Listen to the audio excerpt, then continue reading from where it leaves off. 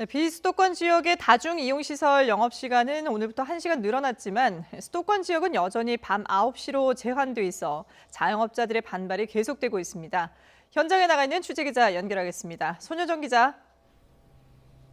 네, 서울 홍대 거리에 나와 있습니다. 네, 거리두기 2.5단계가 오늘부터 다시 연장이 되는데요. 그곳 분위기는 지금 어떻습니까?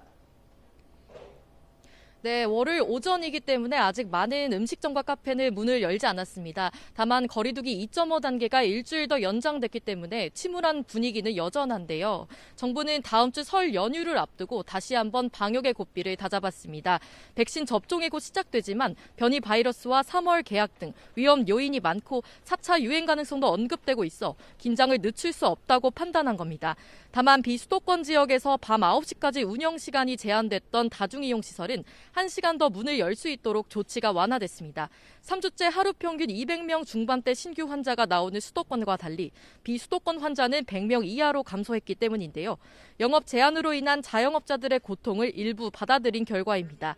이에 따라 광주광역시를 제외한 비수도권 13개 시도의 카페와 음식점, 실내 체육시설과 노래 연습장 등 다중이용시설은 밤 10시까지 운영할 수 있게 됐습니다.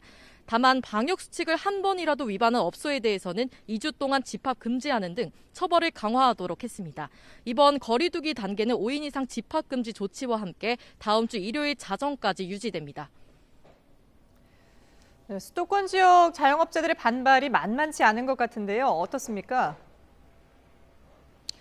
네, 방역수칙 완화를 기대했던 자영업자들은 이젠 실망감을 넘어서 더 이상 버틸 수 없다는 반응입니다.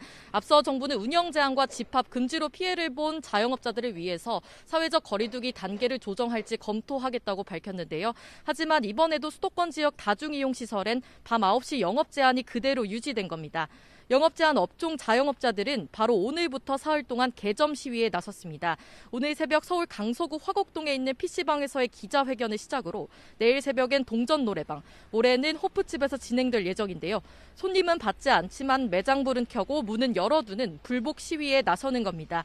자영업자들은 밤 9시 영업 제한이 방역 측면에서 어떤 효과가 있느냐며 획일적인 영업시간 제한을 폐지할 것을 요구하고 있습니다.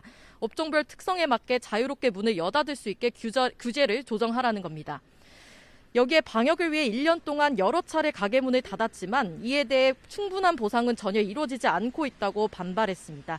하지만 정부는 업종별로 시간 총량을 정해 영업시간을 탄력적으로 운영하는 것은 방역 효과가 크게 떨어진다며 부정적인 입장인데요.